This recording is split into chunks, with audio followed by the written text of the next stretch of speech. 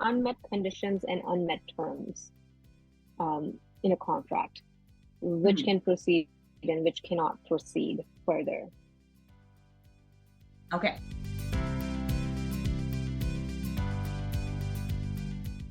This is something that everybody or not everybody, a lot of people get confused about. Difference, first of all, let's take a look at difference between terms and conditions. So terms are just parts of a contract. So basically, these are the things that we are agreeing on, right? So this would be, what is the possession date? What is the purchase price? What are we agreeing to? Those type of things Details. that buyer and seller agree to, right? Price, closing date, what will happen, all of that. Those are called terms. Conditions are in the contract would be conditions like financing condition, right? We will only proceed if we are able to get financing by the bank. Or property inspection, we will only buy this property if there's a satisfactory inspection, which means we have the option to bring in a qualified inspector. They will look at the property and they will tell us what the problems are. And if we are okay with them, then we will buy the property. If we find that the inspection doesn't come in satisfactory, we can back out of the contract, essentially, like, so we don't have to proceed with the contract. So those are conditions. There can be any number of conditions. The common ones, most common ones that you will see, property inspection. Then there is the financing condition. If it's a condominium, there will be a condominium document review condition. But then there could be others like the buyer may say, "Oh, I'm selling my house, so it's conditional upon the sale of my house."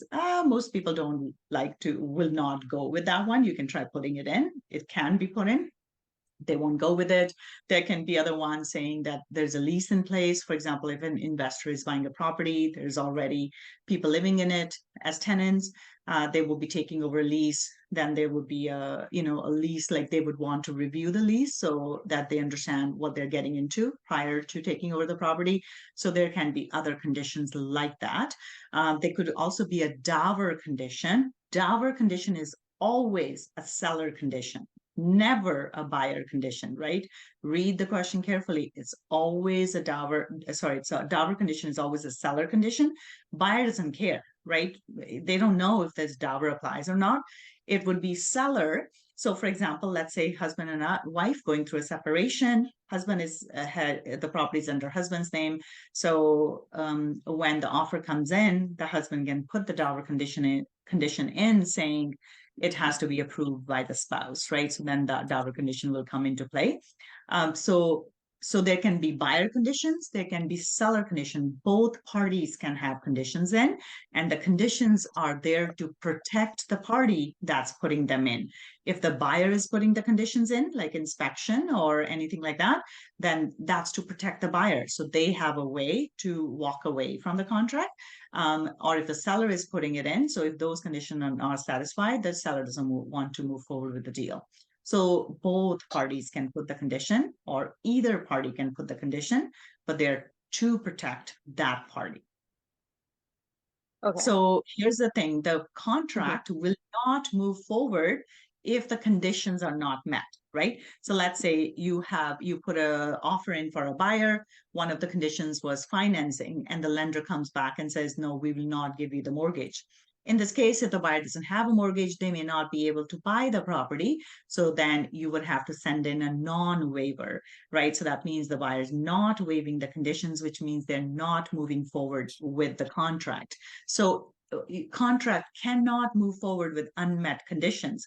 If a buyer agent forgets to send the waiver, the contract is done, right? So generally, if the buyers want to proceed with the contract, so let's say they get the financing, they're happy with the property inspection report that came in, or at least they're satisfied with it, then you will send a waiver of conditions, right? You will say, yes, the buyers are ready to proceed, and then the contract will move forward. But if they're not wanting to move forward because they're not satisfied with the inspection or they're not able to get financing, and those conditions are there in the contract, then you will send a non-waiver, right? And that non-waiver means that they're not wanting to proceed. But if you forget, let's say they didn't want to proceed or they wanted to proceed, right? And you forgot to send the waiver in, then the deal is done, right? So if you forgot, you forgot.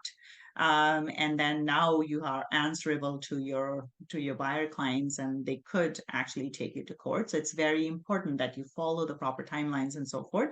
So contract can move forward with unmet terms, but not unmet conditions. So unmet terms would be, for example, one of the terms that we can put in as agents. The buyer says, the property's dirty, I want it professionally cleaned before moving in, or I want the furnace cleaned because there's dogs and there can be dog hair in the furnace.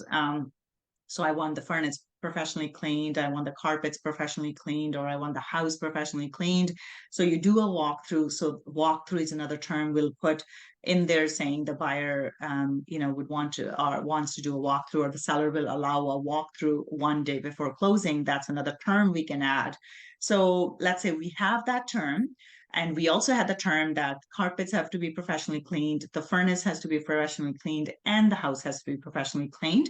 Now we go in there, none of those things are done, right? So at walkthrough, we see that, there's some sort of cleaning done, but it's not professional cleaning. They cannot provide a receipt. They can't provide a receipt for furnace cleaning. So it wasn't done.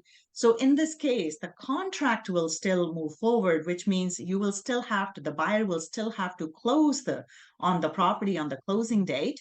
But what happens in this case is it's important to put in brackets, or somewhere you would put in additional terms, that if those things are not done, there will be a holdback of $500, $1,000, whatever the cost of those may be, right? So in that case, then the lawyer will do a holdback of $1,000 for unmet terms, but the contract will still move forward. But with conditions, if the conditions are not met, if the buyer did not get the financing, or you did not waive the conditions, then the contract is done, right? It's over.